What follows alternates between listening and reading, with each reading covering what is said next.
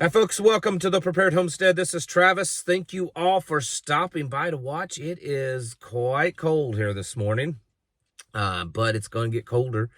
Tonight, there's expected some winter precipitation coming in, some snow, maybe just a dusting, but it could be, a couple inches or more, maybe mixed with a little ice, and then that's tonight through tomorrow morning.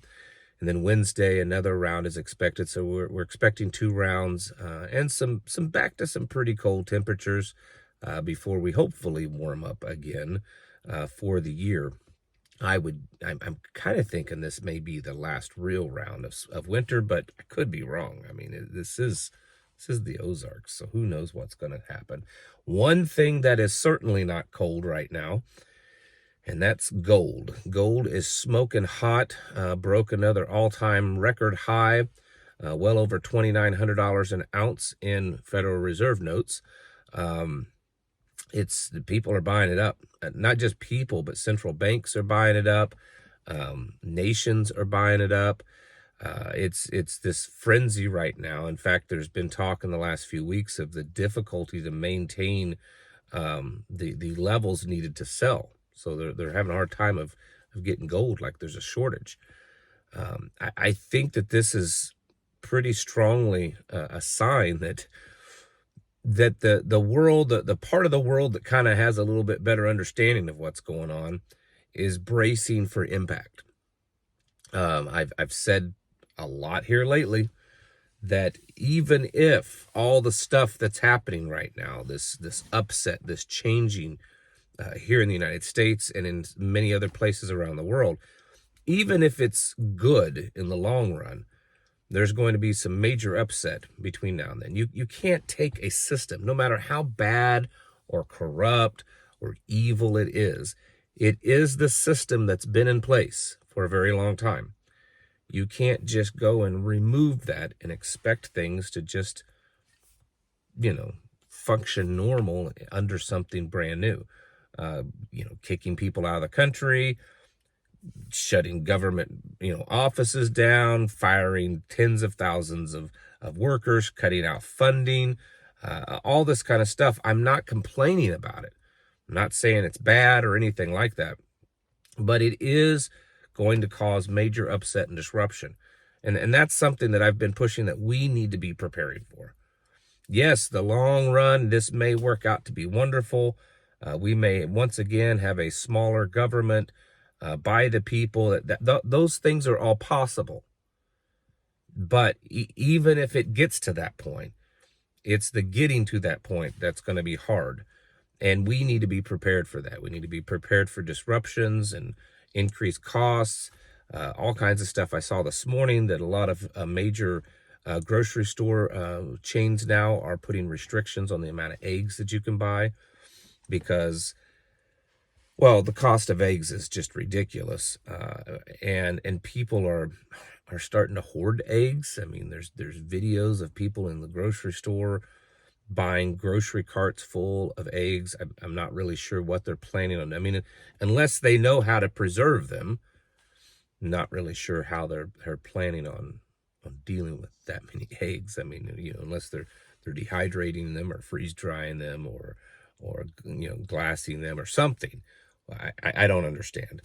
Kind of like back during the COVID pandemic, people were buying grocery carts full of milk, along with the toilet paper and other things. But we're most likely going to continue to see this kind of stuff. There's been in the news just in the last couple of days of thousands of dairy cows that, are either being killed off or under quarantine because of this H5N1. It's recently come out a study showing that H5N1 does transmit through mammary glands. So it is possible, they're saying. I'm not saying that this is true. I'm just repeating what the scientists, the experts, we all know how those experts are. But according to the experts, that H5N1 can be transmitted through milk. So at some point, are we going to start seeing restrictions of milk sales? They've already started doing that in some states when it comes to raw milk. Will we eventually see that with pasteurized store milk? Meat prices, all that kind of stuff is being greatly affected by the H5N1. And then when you start adding in a lot of this other just general disruptions to the system is what I'm talking about. Yeah, it's something that we have to be ready for. You know, I've seen a lot of people in the comments make statements to this effect, and I don't disagree. I agree with it completely. What is happening is part of God's plan. This isn't Trump's plan. I mean, he may think it is. This isn't Elon Musk's plan. This isn't Klaus Schwab's plan or the World Economic Forum. This is God's plan. The things that are being worked out, it's all part of his plan. The thing is, though, according to Scripture, God's plan ends with the punishment of humanity because of humanity's sin and turning their back. It's back against the Father. That's what God's plan is, and then the final ends in final redemption and all that kind of stuff. But according to God's plan, well, a lot of bad things happen, right? And it does appear as if certain things are kind of falling into place now that we are in those times. I don't know where we are in a timeline, and I'm making no insinuations that I know that, but I am saying that things are looking like that we are in that time period, and we have to hold on a second. Little tickle in my throat. We have to, be aware of that. No matter how much certain things may be happening that we like or that we, agree with or whatever, we have to understand that things are going according to his plan. And his plan, has a lot of shakeup to it. And so we have to be ready, no different than the bridesmaid keeping oil in their lamps and, Joseph getting ready for the famine and Noah getting ready for the flood. That's where we are at. We need to be getting prepared for the things because we may not know the day or the hour, but we can know the season. And as we see these events happen,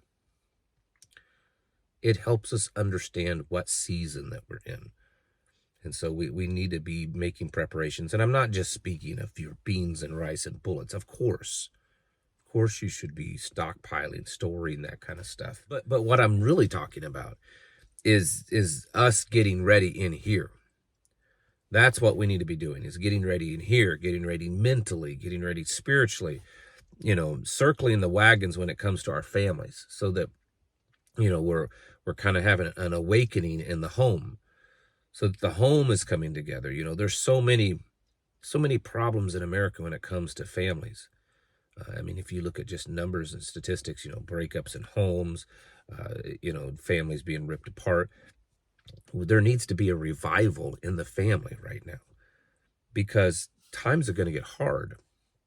And if your family, your relationship with your spouse, your relationship with your children is kind of on the rocks right now or difficult, well, it's going to get worse. That relationship's going to get worse because, well, things are going to get worse. And as there's more pressure from the outside, it's going to disrupt things. And we want to be ready in that way, be ready spiritually in our lives, be ready spiritually, men, to be leaders in the home because wicked things are happening and it's going to get more wicked.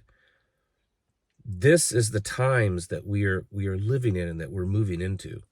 And all of this stuff that we see happening on the news, social media, whatever it is, they're just symptoms to the bigger problem.